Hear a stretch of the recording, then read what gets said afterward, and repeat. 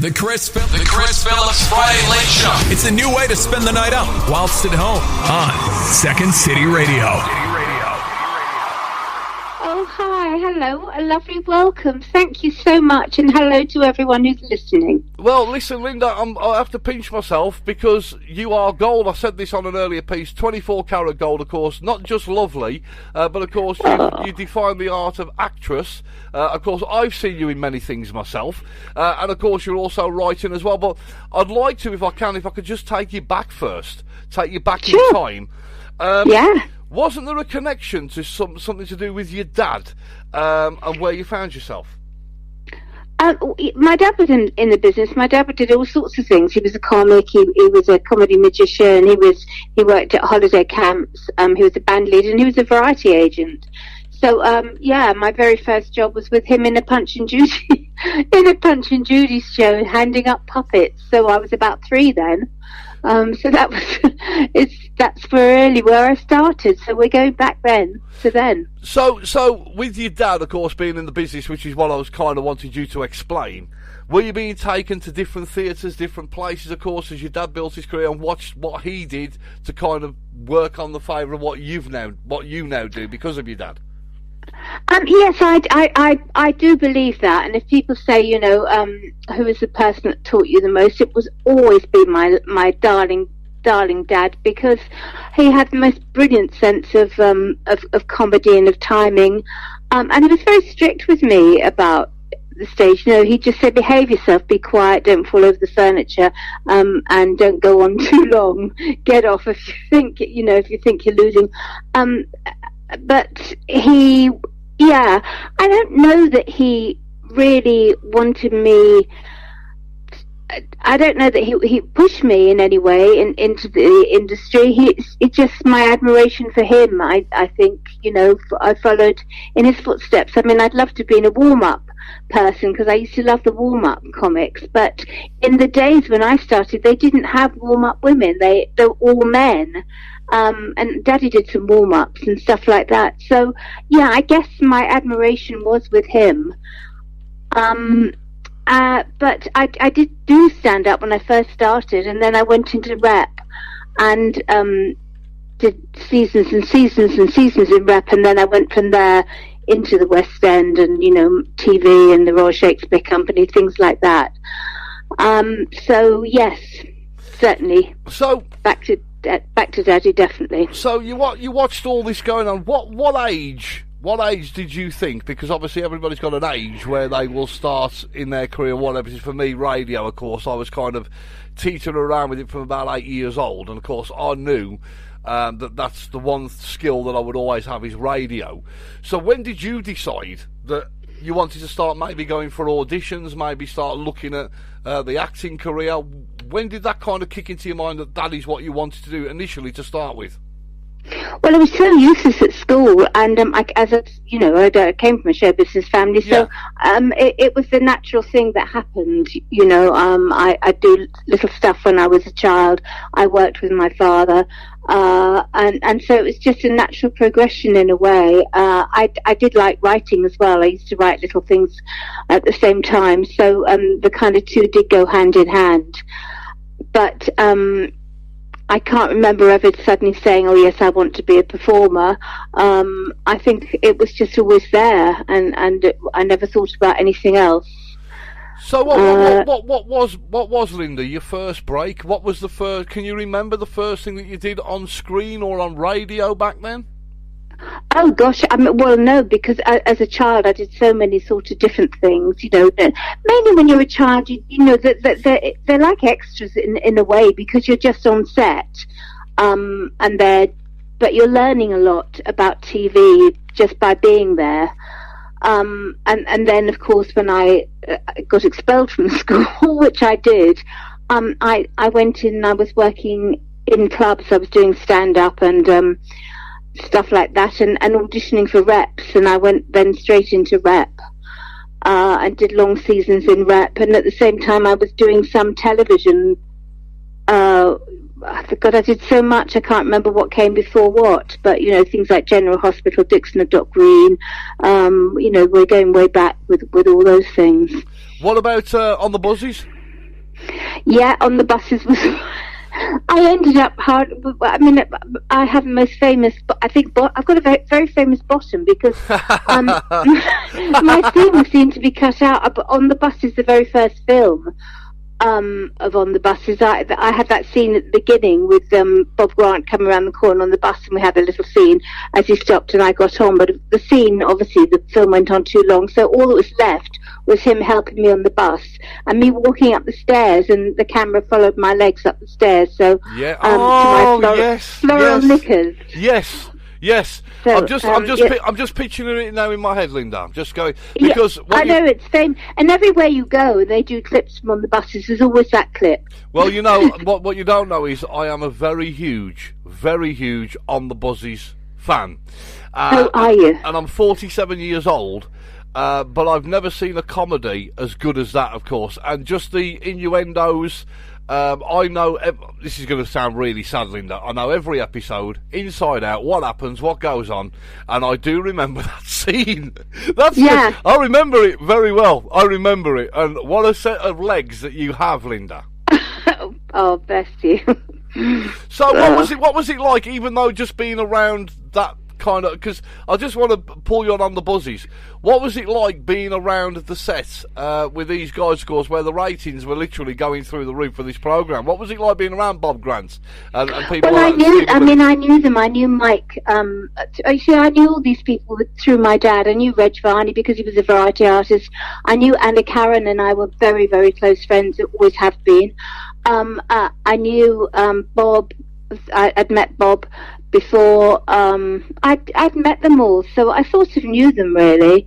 I've never been in awe. I love actors and I love good performers. Yeah. But because I grew up in the industry, I'd come down in the middle of the night when I was 5, and my front room would be full of sort of, guys drinking. Yes. Well into the night, comics and yes. Max Bygraves, Tommy Cooper, people like that. So I didn't really ever grow up in awe. I just have great respect, but I didn't grow up in awe of people. And I think that's a good thing in a way. Would you say that you kind of guarded yourself away from some of the activities that went on around filming? Making sure that you weren't in specific places, of course. Were you a shy girl? No, I don't think so. You weren't? No, I don't think I was. No, I was kind of very wild at school. No, I couldn't have been shy because I was doing stand-up at 16, 17. So, wow. No, I wasn't shy. I wasn't pushy, but I wasn't shy. So when did... Because, of course, we all remember Heidi High very well. I remember Heidi High very well. In fact, everybody listening to this station, because we've got a certain demographic on the station, will remember Heidi High. Can you tell us how that came about? What initially happened and how did you get in on Heidi High? How did it happen? I auditioned for a Low, and lovely David Croft, who I was in enormous awe of, the Croft-Perry relationship. He said, "Oh no, you're wrong because you're quite tiny." I'm quite tiny in height and everything. And he said, my German girl is much taller, and the French are going to be brunette. So there's no place, but I will remember you. And I thought, oh, yeah, if you've heard it all before, shame I didn't get the job. And he did call me back. He called me back then when Heidi High was recasting Yellowcoat, and that was it, really. And I was delighted because I loved Heidi High because, of course, Daddy worked on holiday camps. Yeah. So I knew all the ins and outs of them. So we had a great chat about holiday camps, and it was just to be, really. And again, I knew that all the people because I knew Paul Shane very well through my dad because he was a water rat, and I knew I'd met them all, really. So it was a lovely bunch of people, and a dear bunch, many of whom I miss very much, who are up in the big show in the sky at the moment. How long was you in? Propping up the bar, I have no doubt. Probably. How long was you in Heidi High for? I think 5 years. So what made you stay 5 years? Was it the way the writing had been done? Was it because it was kind of a family as the cast? What made you? Because some people don't normally stay that long. Why did you stay that long? Well, I loved it. I loved the job, and I loved the people, and I loved the way they wrote my character, and I enjoyed it. And then we did a couple of stage shows that David and Jimmy wrote. They wrote a show called Heidi High Spirits, which starred Paul Shane, Ruth Maddox, David Yes. Griffin, and myself, which we toured in between the shows. And then I also did another stage show which Jimmy written on his own called That Show Business, which starred a very good friend of my dad's and mine, Ted Rogers. Oh yeah, lovely Ted. Oh God bless him. What a lovely man. What a lovely man. He taught me so much. It's one of the people that stands out in my life as helping me in comedy was Ted. I Loved love Ted Rogers.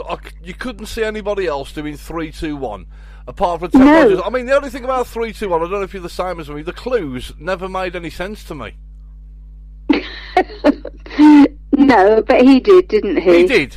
That's what I mean. Without Ted Rogers, that Yes. show wouldn't have worked. It just wouldn't. You couldn't have put anybody else in there. It wouldn't have worked because Ted Rogers kind of got it. He gelled it all together. And of course, it was great to see people coming on and doing their little bits during the show. I remember vividly Duncan Norvell coming on. Oh, yeah. And Chase Me and all this. And it was great television, wasn't it, back then? Oh, absolutely. Yes, very much so. Yeah, and Ted's a marvellous, marvellous performer. Wonderful stand-up comedian. Yeah, one of the best and very sorely missed. See how nice you are about people. So, Well, I loved Ted. He was lovely to work. I did pantomime with him as well, and I just adored working with him. He was just charming and so lovely to work with. You know, you couldn't wish for nicer. well, we have to talk about, obviously, when you left ID High. What direction did you want to go into then? A successful comedy, of course. You're one of the faces, of course. Everybody across the United Kingdom know who you are. And obviously on the back of that, you need to find another area to go into. So when you knew kind of that was coming to an end, what did you do to kind of reinvent yourself in another role? What did you do? Hoped and prayed somebody would employ me, I think is the answer to that. Just waited and see what happened. I actually went from there. I think my first job after that was a Linda LaPlante series called Framed. I've got a feeling that because I did do a lot of drama after that. You know, I did sort of 6 or 7 episodes of The Bill playing different parts.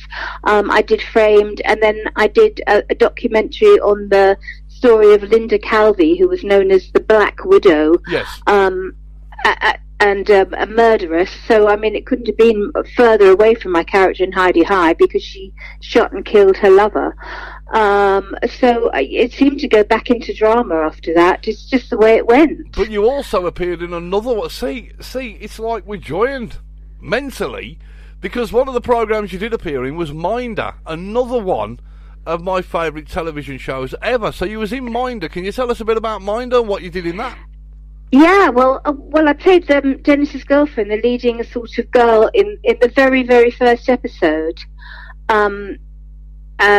which was called something at the laundrette. I can't remember. Yes, no, I can fill you in there. The laundrette is held up. Dennis Waterman's inside there, and Arthur Daly is trying to make a mint on the phone, trying to get people to pay money while he's inside the laundrette. I remember it like it was yesterday. And he used my character as a decoy. He did. Saying that I was engaged to Dennis, which of course we weren't at all. I just made a date with him and he stood me up. George then used me as a decoy saying we were about to get married and he was trying to get me out, trying to get Dennis out that way. So and that was the very first episode ever shown or ever made. See, just quality. It seems to me that you've picked your roles carefully, because I now remember you in that first episode. Now you've explained it. We kind of worked it.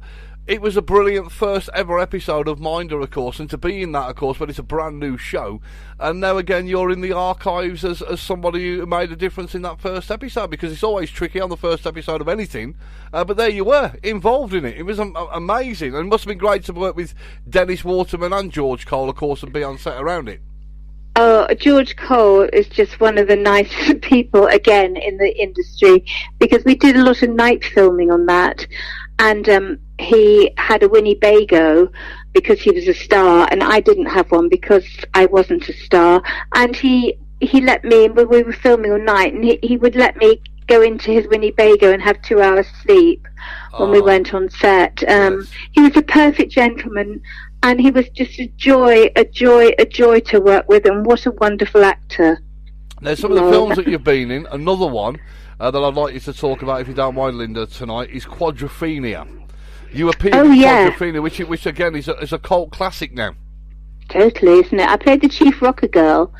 Again, you know, when you're in a film, you take your chances. If you're not one of the lead characters, you often get edited out. A lot of my stuff was edited. My scene with Leslie Ash was edited. My scene showing my bottom is still in.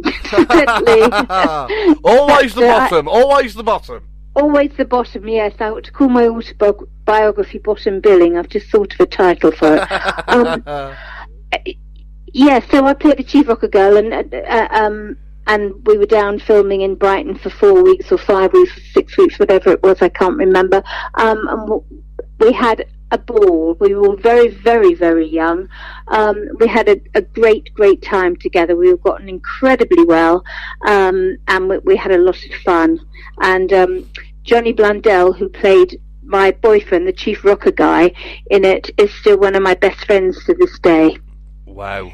I mean, that's amazing. The amount of friends that you've probably made over the years, of course, you know, the ones that stay with each other over the years, of course, you'll have actors probably that you've worked with that you don't see hardly any of now, of course, or they're off doing different things, and then you'll have those that you have. So I think you probably like the idea of connections with people, of course. If you've got that connection, it stays with you throughout your life. Yes, I mean, you just, you know, sometimes that's how you make your lifelong friends. I mean, some people that you don't click with, and you're pleasant and polite, and you do your job and you go home. But you do make lifelong friends, especially in our industry, because we work so close with other people. You know, you work very closely together. Like, for instance, my husband, we met playing husband and wife in a show, and, you know, hence 30 years later, here we are still married.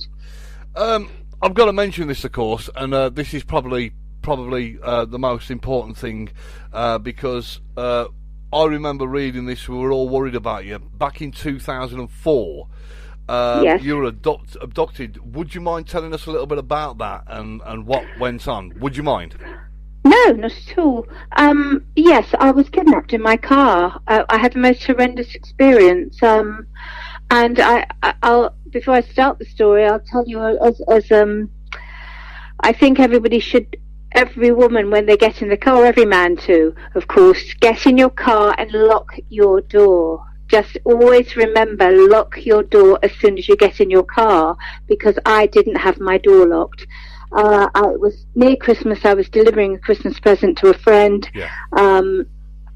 I was backing my car into a dark sort of parking space, and somebody opened the passenger door. It wasn't locked, and in they got with a knife to my throat.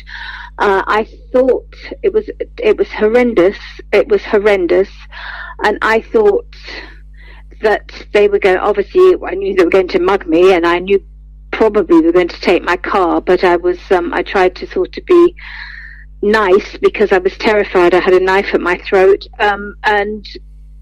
so I said, look, it's fine, take the car, it's insured, I couldn't care less, there's my money, there's my phone, I'm just going to get out now. And he wouldn't let me out because apparently he was taking me with him. So I was very, very strangely, when he drove off and I was in the car with him and telling me all sorts of things that was going to happen to me, I realised that he hadn't locked me in either. So as he slowed down, I was driving like a lunatic, but as he slowed down at a T-junction, I jumped out of a moving car, and that's how I saved my life. And that's my story. And I think that was the turning point in my career. I've always written, but I think that was the turning point in my career that set me off on a career as a crime writer.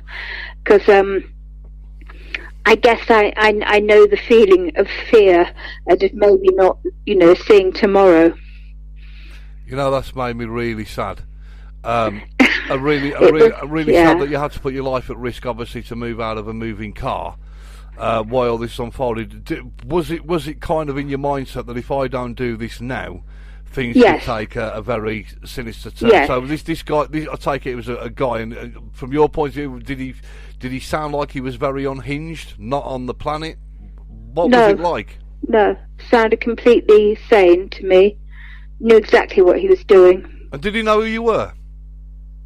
I to this day, no, I don't. I would say not. I would say not. So how soon after, I mean, I'm sorry to kind of relive it, but everybody's putting up messages now saying that, bless you, always lock the door, such a shame. Yeah, good. If that message can get through to everybody that's listening, then I feel a really happy person. So the key is lock your doors. Don't, lock your doors. Door. It's nothing really, is it, just to click the door shut, I know, it's like when you put your seatbelt on, click your door. Just do the same. When you got out of the car, was you injured? Did you manage to flag somebody down quite quickly? Did you make it? I know all these things are going through your head. Was it a built-up area? Was you able to go and knock somebody's door for help? How did that happen? No, I was in a terrible state and I had broken my foot. No, my friend who I was going to, delivering her stuff, she'd heard the kerfuffle and the screaming going on, and I wasn't that far away from her, and she'd been running in her socks. So, so she got to me. I was just lying there. She got to me, and we got the police and etc. And he was caught, thank God, because he can't do it again. And that was it, really. So, of course, not only that, which is terrible. Absolutely terrible. And do what Linda says, of course, and keep your doors closed. Then, of course... Locked, not closed, locked. Locked, yeah. And then, of course, you go on to the scenario then where you are diagnosed with having stomach cancer. You think that might be a factor about what went on with this kidnap ordeal, of course, or he brought it on. And can you tell us a bit about finding out about that? Because I understand that it spread to your lungs, of course, and thankfully, God, you're here. How did that come about, on top of just getting over this? Well, I thought I had stress. I thought I had IBS, I think it is, because, that's caused by stress. And obviously, after my incident, and still to this day, I'm very frightened of the dark. Well, I'm not frightened of the dark. I just don't kind of deem out in it because you don't know what's going on out there. So I went to the doctor, and it turned out I had stomach cancer, which everybody says lots of. I don't know if there's any proof, but they do say it's caused by stress, especially in your stomach, I think. Yeah. Anyway, it was a hard time after that. It was a hard old journey back. So do you think to even this day that experience, of course, because I've got people asking me now, was this guy caught? Was he caught? Yes, he was caught. So did you have to go to the trial and all this, or did he plead guilty immediately? What happened there? I didn't have to go to the trial. No, he must have pleaded guilty. Right. Yes. So would you say that still sits with you today as focused as it was back then? Is it kind of something now that has changed your life, made you more sensible about when you're out and about and who you're mixing with and locking your doors, of course? Has that carried through with you for your life now? Yes, definitely, without a doubt. I'm not very good at, and I wouldn't go out at night without my dog. Yeah. I thank God my dog wasn't in the car that night, because I nearly took her with me. And had I taken her with me, I would never have left her in the car with a lunatic. So I might not be here to tell this tale. But I have a most wonderful dog who would look after me if in the dark. So I know I can walk with her. But I'm very nervous in the dark. Of course I am. And I'm nervous, I'm frightened I'm scared of knives, so if a waiter picks up a knife in a restaurant, I might be known to jump. It happens before, I think. It's so understandable, because it's a psychological thing now, isn't it? It's yes. there. We all have things that are psychological with different things and aspects of our lives, but of course, I appreciate you sharing that story with our audience, of course, across the UK tonight, because there'll be a lot of people that will now heed what you've said, of course, about keeping the doors locked when you're in the car, yes. of course, and also possessions and stuff, putting them in the boot or somewhere else, because you hear about people opening doors, swiping bags and gone. I want to talk about your crime writing, but we're going to take a break in a second. We're just going to play a track just to have a breather.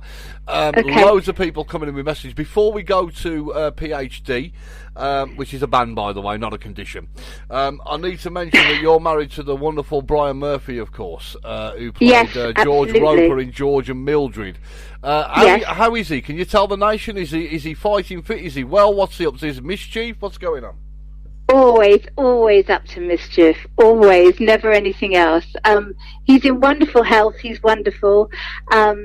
He's here. We're in lockdown. We've been in lockdown together.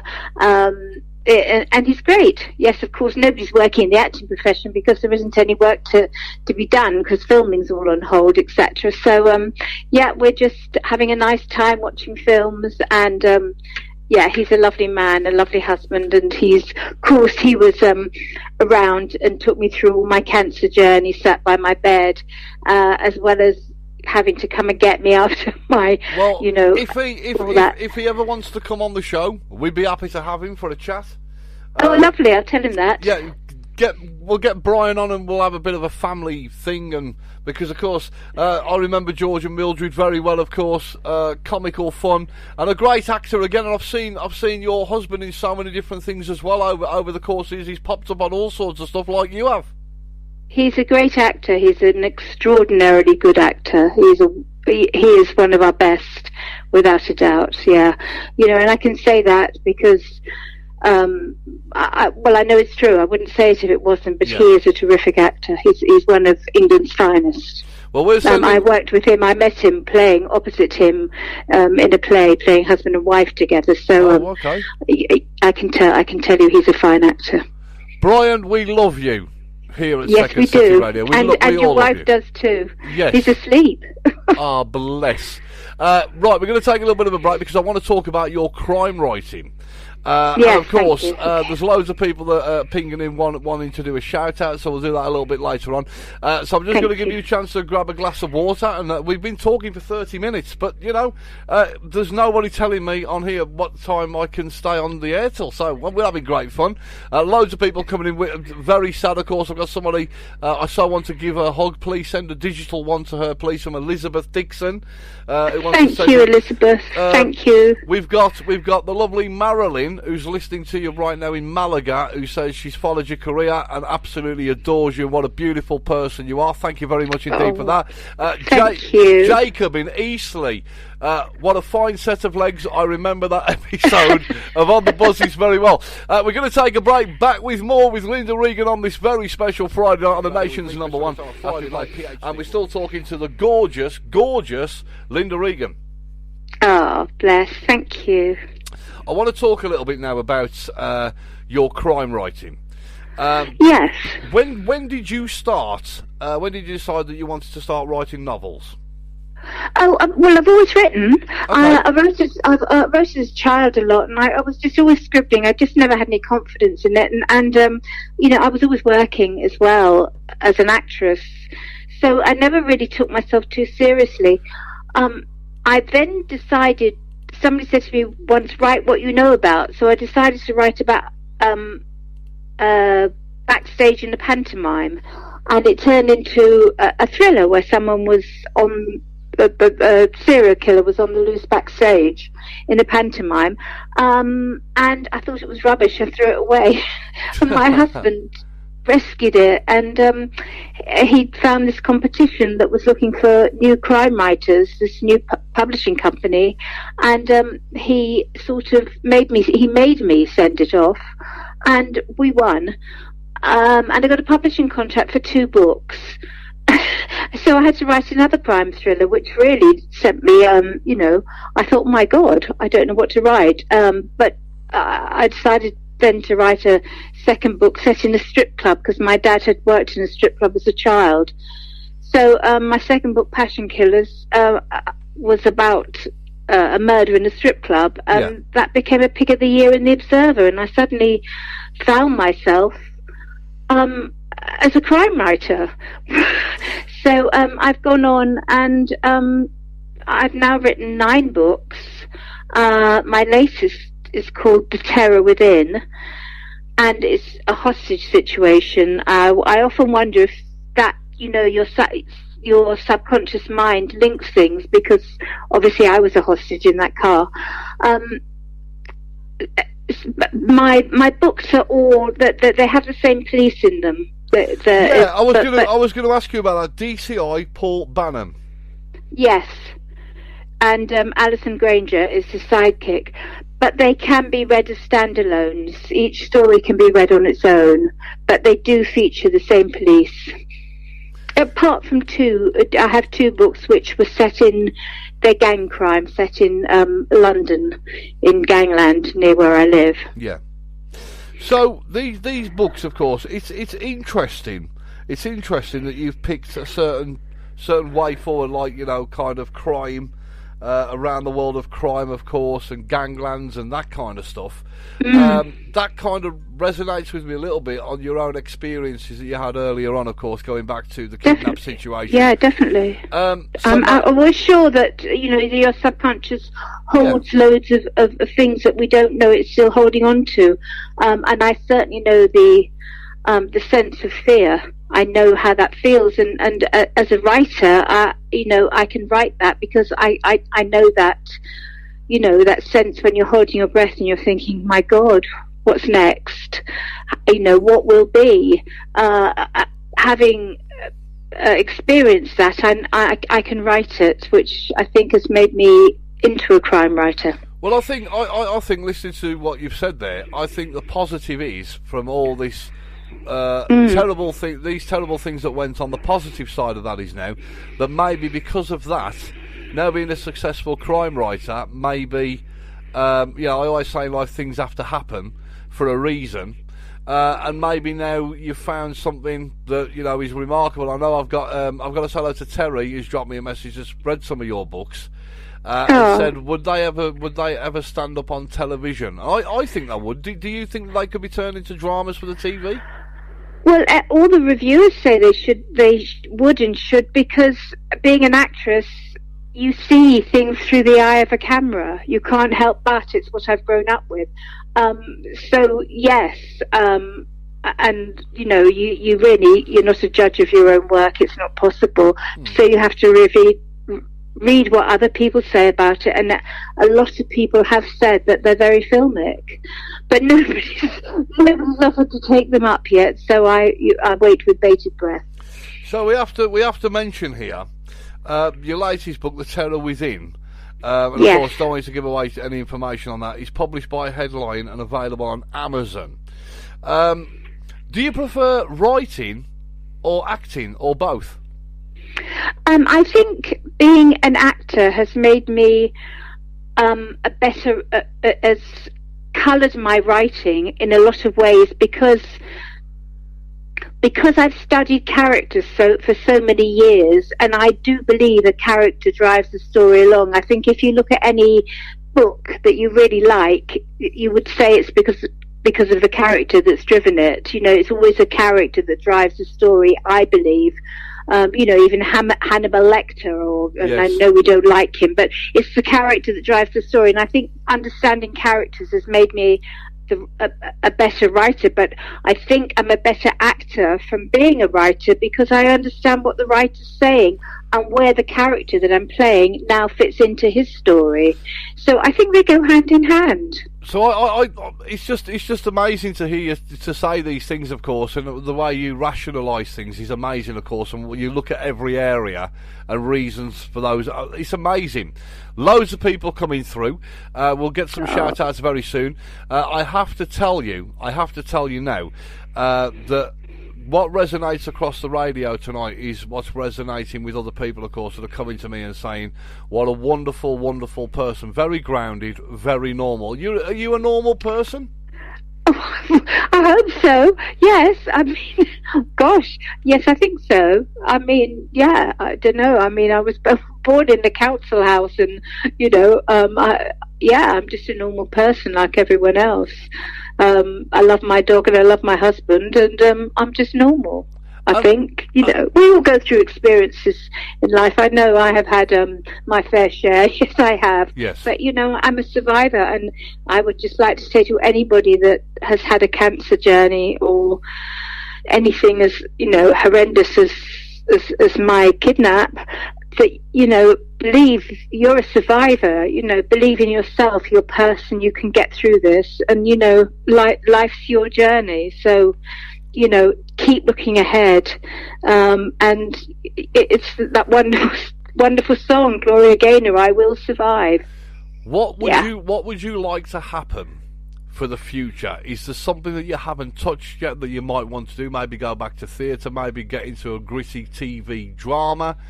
Continue with you, but what do you want for the future? What do you want, apart from being safe and healthy, of course, which goes with without saying this? Yes, I think first of all, I'd like well, not only myself but my nearest and dearest to stay safe and healthy.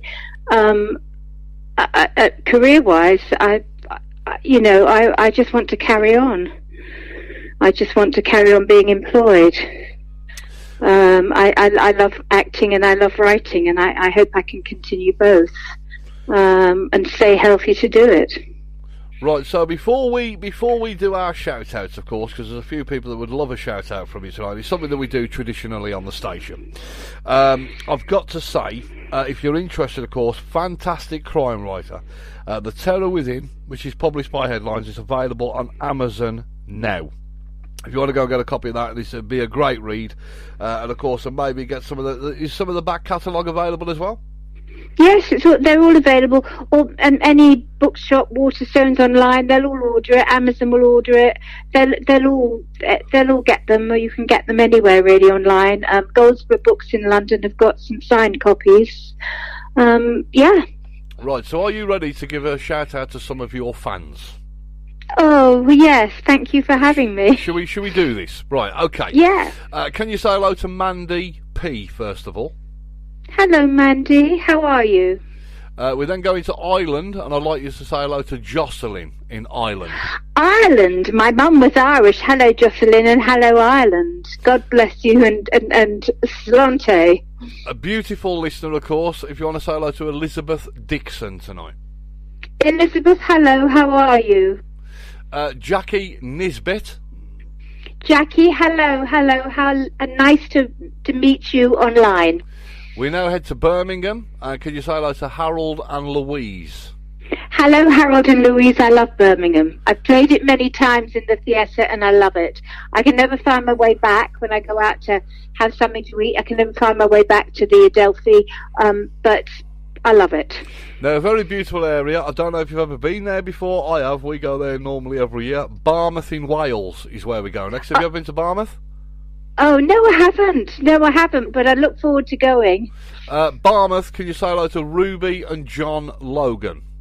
Hello, Ruby and John. What a lovely name, Ruby. Bless you. We're now heading about 5 minutes from where I'm currently sitting. If you could say a big hello to Christopher Ashford tonight, one of our presenters enjoying the interview tonight. Hello, Christopher. How nice to talk to you. Well done on being a presenter. And if you could for me, I want you to say hello to Maxine, who's in the Black Country, of course. If you could send her some positive thoughts, that would be great. Oh, Mandy. Sorry, did you say Mandy? Maxine. Maxine, I will send you millions of positive thoughts for whatever you need it for. God bless, and my thoughts are coming right your way. Stay strong. And a wonderful couple, of course, also listening to the show. Can you say hello to Eva and Ross Ogden tonight? Hello, Eva and Ross. How are you? They're just amazing people. Can you also, we're going to go over now to Scarborough. I love Scarborough. I love Scarborough. I was in York Rep for 3 years, and we used to go over to Scarborough and write things in the sand. Natasha Davis, a big fan of yours. She would absolutely wet herself, she says, to get an hello from you. Hello, Natasha. Well, here's a big hello, and don't wet yourself. I've got to say hello to Glyn. Now, Glyn's in Wales, who think you and your other half are the most adorable couple on the planet, and he's followed both your careers, and he's really enjoyed the fact you've opened up in the interview tonight. Oh, bless you. Hello, Glyn. How are you? And Brian would send his love, and he's snoring. Bless him. Then that's what I should be doing. But I didn't want to miss this, Linda, for the world. Right, can you also say a big hello to the lovely, and she's lovely, Sharon Watkins, who's listening to you right now, and yes, believe it, New York. Wow, Sharon, New York. Hi there. Now there's a couple more to do. I hope you don't mind doing these, because it's a bit of fun. I also want you to say hello to Hazel Dean, and it's not the Hazel Dean from the pop world, but it's Hazel Dean that's in Chepstow. Hello, Hazel from Chepstow. How are you? Can you also say hello to Deb Latham tonight? Deb? Did you say Deb? Deb's the one. Denzel or Deb? Deb, D-E-B, Deb. Oh, D-E-B. Hello, Deb. How are you? We then go to Sedgley, Diane Rhodes. If you could say hello to Diane Rhodes, that would be great. Diane, hello, I'm waving. And of course, friends of yours and somebody who works on the station, Sam Kane and Linda Lusardi. Hello, my sweethearts. Lots of big hugs and big love to both of you. It's been amazing. I want you to give people your Twitter address now if people want to follow you. Oh, thank you. Yes, please do. So what is your Twitter address? Do you know it? It's Linda... No. Linda _Regan. That's it, yes. See, I'm up on this. I was fanning through to make sure I got it. At the same time, I was going to ask you, but yeah, it's Linda _Regan. If you want to go and follow, of course, all details about books and everything Linda's doing is on there. And of course, you do put the odd bit up about Brian as well on there. I do, yes, I do I keep Brian up on it as well, yes. So, he doesn't have a Twitter account, so I look after him. Do you know what? He probably doesn't need a Twitter account. I don't need a Twitter account. Who needs a Twitter account? We just use it as a kind of tool, don't we now? I mean, it's kind of fun though, isn't it? It's fun. Yeah, fun. I like it. Yeah. There's about 40 different places now you can stream information.